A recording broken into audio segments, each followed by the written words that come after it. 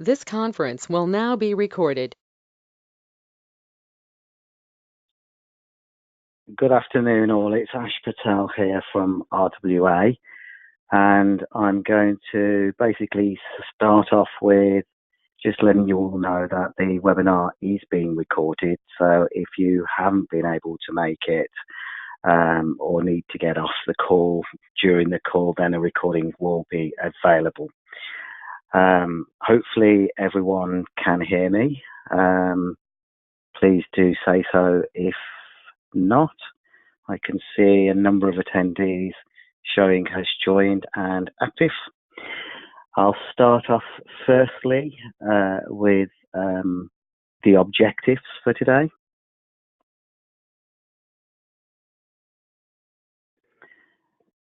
And it's probably worthy you all knowing that this webinar is intended to be a fairly high-level session on the understanding that SMCR and identifying its core elements which make up the regime. I'll endeavour to not use too many acronyms, and I'll attempt to try and give practice-focused view wherever possible and try and promote thinking around the possible implications to you and your firms might be facing in implementing the requirements that this regime brings into effect. So moving on,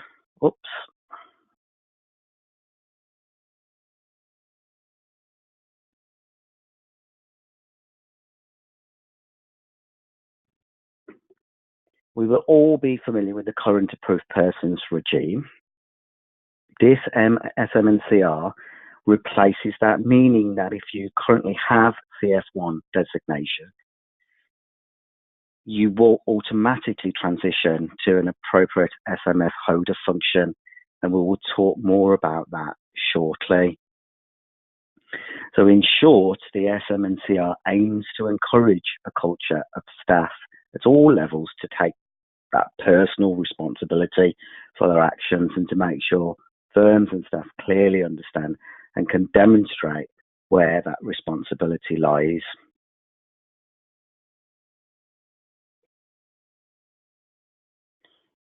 In other words, it's to make individuals more accountable for their own conduct and competence.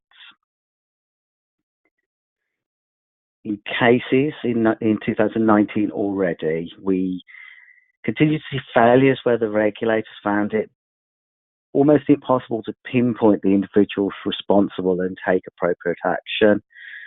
Bear in mind the regime's been in place for some time now in the banking sector, slightly different in the GI sector, where the regulator has found it difficult and almost impossible to pinpoint individual accountability.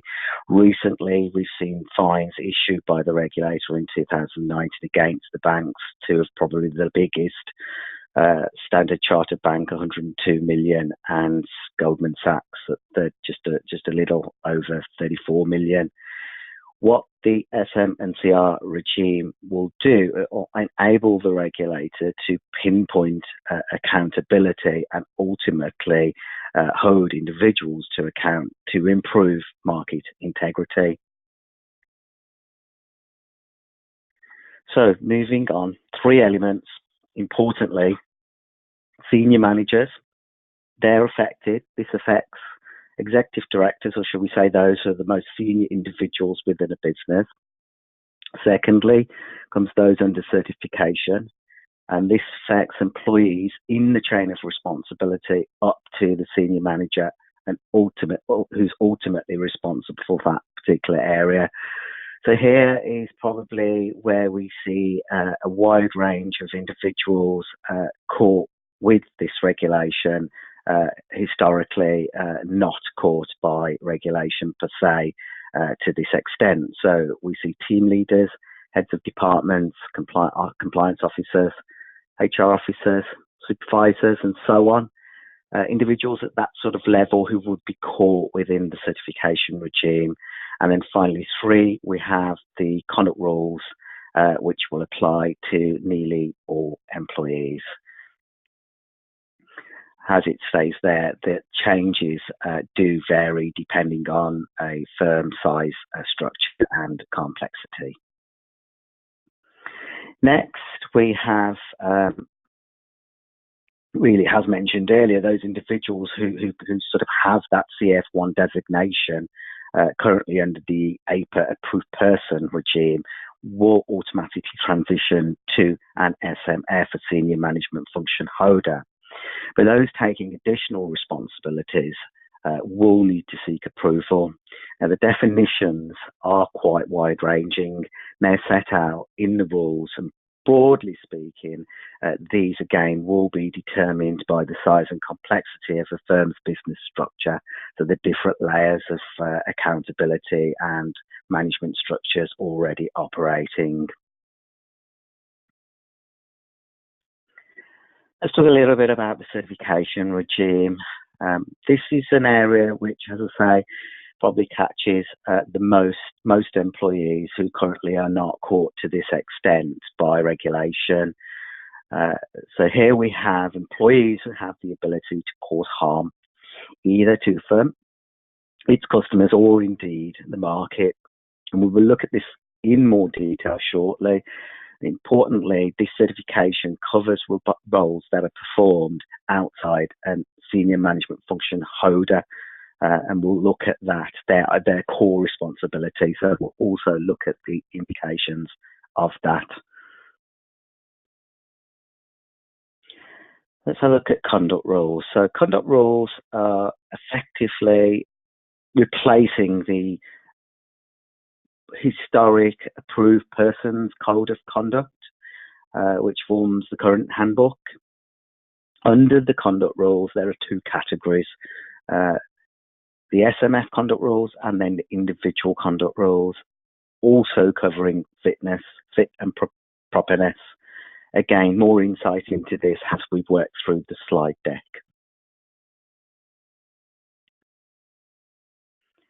Application of SMCR. Just take a few moments for you all to be able to read through that content there on the slide deck.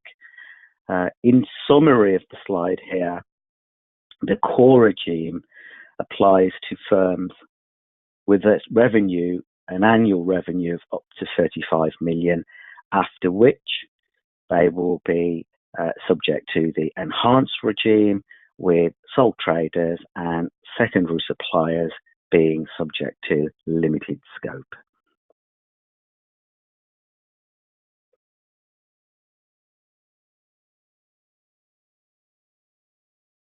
So what is an SMF? So let's put this into perspective. We said earlier, CF1 will become, in effect, the new function holder, SMF1, which is the chief executive, and or an SMF3, which is executive director, or indeed SMF27 being the partner function.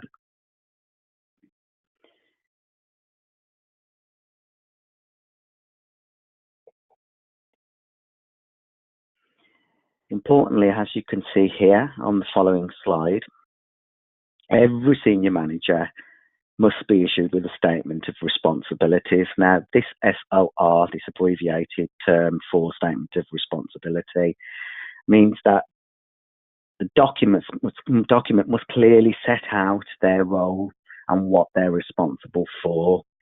Now, it's a prescribed document in as much as the content is set out by the FCA, and to the extent that they would expect to see no more than really 400 words being populated to describe concisely and clearly the roles and responsibilities of an SMF.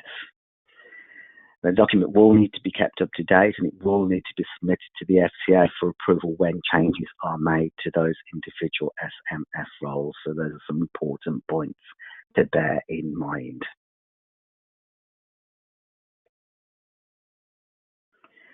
Duty of responsibility is new. It essentially brings about an onus on every individual to prove that, well, puts an onus on the regulator to prove that an individual did not take appropriate steps It'll be relatively straightforward to do so for the regulator if there was perhaps a lack of undue delay in actually putting something right once it's identified. So, for example, under this requirement, if you had a manager see something happen in a department for which they wasn't responsible for and did nothing about it, then under the SMCR regime, that would be quite straightforward to put blame or attach blame to that individual.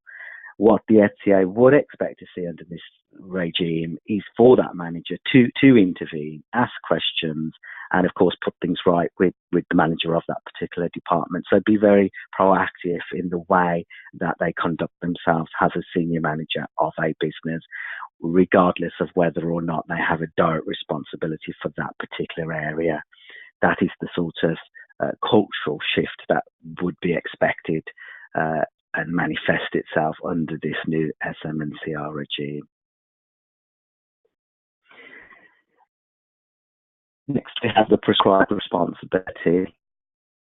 This is, again, a new requirement of the regime. And this effectively means that certain responsibilities, as prescribed by the regulator, must be allocated to a senior management function holder. Typically, one responsibility per individual. So must be justified where it's shared or divided, although that is possible. Now, these include things, or rather include specific allocation of responsibility for the SMNCR itself, the certification aspect of the SMNCR, the training of the conduct rules, the prevention of financial crime, and also overarching responsibility for compliance with CAS. Now, historically, some of these were handbook requirements. We now see them as specific responsibilities prescribed to the most senior people in the business under this new regime. I mentioned earlier that the certification regime does catch most employees who have the ability to cause harm either to the firm, its customers, or indeed the market. And it includes roles performed by senior management function holders outside the senior management function responsibility. So it's probably the single biggest area of impact for general insurance firms. Depending on the business structure, this will bring many senior people into a much more formal chain of accountability. All of those individuals will need to demonstrate competence, and all of them will need to be certified for the role in which they are engaged, both for competence, capability, skill, and knowledge, and be certified for that year on year. Just a few important points there for you to take away with you.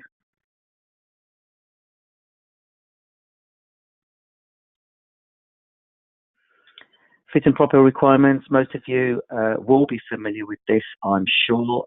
It is a current handbook requirement in the sense of annually and when onboarding new senior managers or executive board members. But now this extends much more deeply to certification staff as well, including more robust requirements for checking criminality, for example, and additionally taking on more responsibility to vet individuals much more thoroughly, which can be seen here in this slide, where there is now a new requirement to ensure regulatory references are followed through in a prescribed form as set out by the regulator. It's a new area, and it does require firms to have mechanisms in place for obtaining the appropriate verification of references. It will probably bring about a sharing of information between firms. Certainly in the main part, in a much more standard form. Again, these regulatory references will need to be kept up to date. Over the next 2 slides, we'll look at some additional areas linked with this regulatory referencing. Another new area, likely to take some time in designing, but essentially what will be required is an assessment of the individual court by certification to confirm that competence, the knowledge and capability as mentioned earlier, but as well as the fit and properness. So probably some form of ongoing learning and assessment blended with some sort of observation would be what would be appropriate in 2020. Let's not forget any individuals in roles which are caught by this regime must still be deemed competent as at the 9th of December when this regime comes into play. Again, that is a current handbook requirement, and that doesn't fall away. Just a little bit of a follow on there.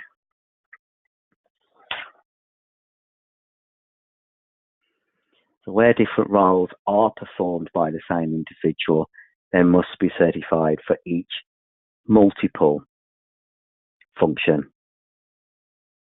So for example, if an MD does sales, he will need an SMF. He will need, in addition to the SMF, for his MD role to be certified for conducting the sales.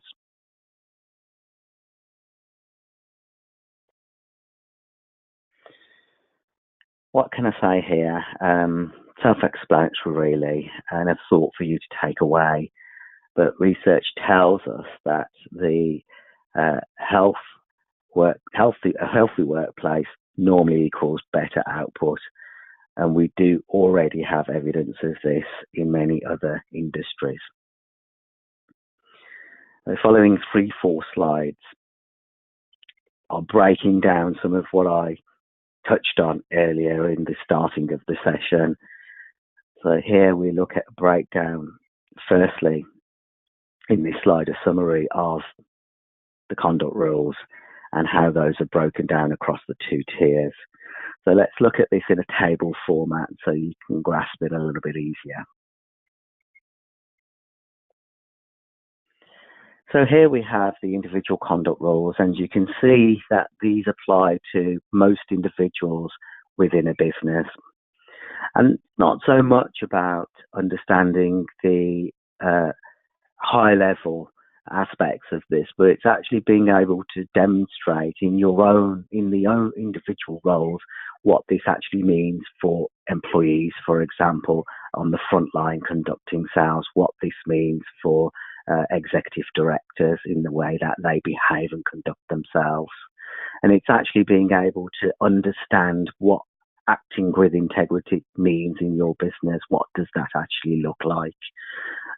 Paying due regard to the interests of customers and treating them fairly. How is that demonstrated in your business, given the complexity of the products and the structure of your business? So it's not just about understanding the conduct rules, but it's about how you apply them and how you're able to demonstrate compliance with them. And as you can see here, these are wide-reaching in the sense that they will catch most individuals within a business. Let's have a look at the senior manager conduct rules. These are the higher level, the tier 2 aspect, which only apply to senior management function holders and non-executive directors. You can see there on SC4. So some variables in how the conduct rules apply, but essentially they apply to nearly all staff, two tiers, one for senior manager function holders and then one for other employees. Now, it's important to remember, whilst ancillary employees, staff are not caught by the SMCR, and there is a specific list, I've put some of those that are on that list in terms of the roles on the slide deck here.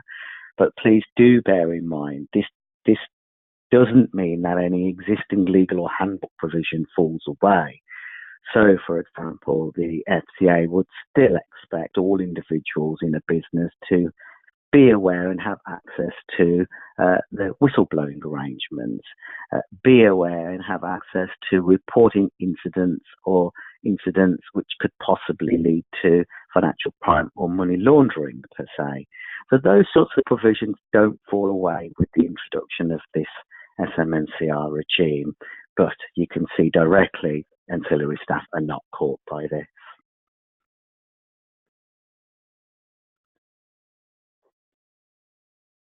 So embedding the right culture, again, I think this sort of speaks for itself, but it is something that firms should look to concentrate on to make sure that they are working towards and measuring and continually improving the culture, certainly that are in place, and have some of these basics in flow, review of governance processes, review of the recruitment, HR, and training policies, and have a process of reflecting on that.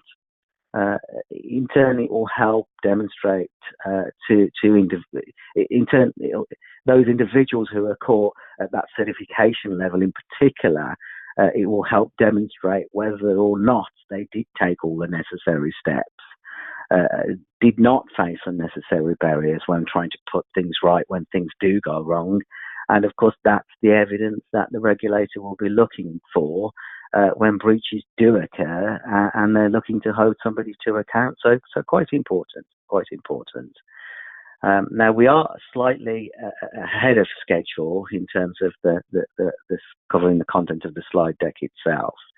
I can see that most of you do have your speakers muted, but there is an opportunity here to ask any questions if anybody has any questions per se, not necessarily about the content of the slide deck, but just any questions, any worrying questions, any inquisitorial points they want to raise, really. Anybody? No, I'll sort of take that as everybody's taken something away from the webinar today. And as I say, it is being recorded and it will be available shortly. So with that in mind, I will thank everyone for their time today and bring a close to the session. Thank you, everyone. Thank you. Thank you.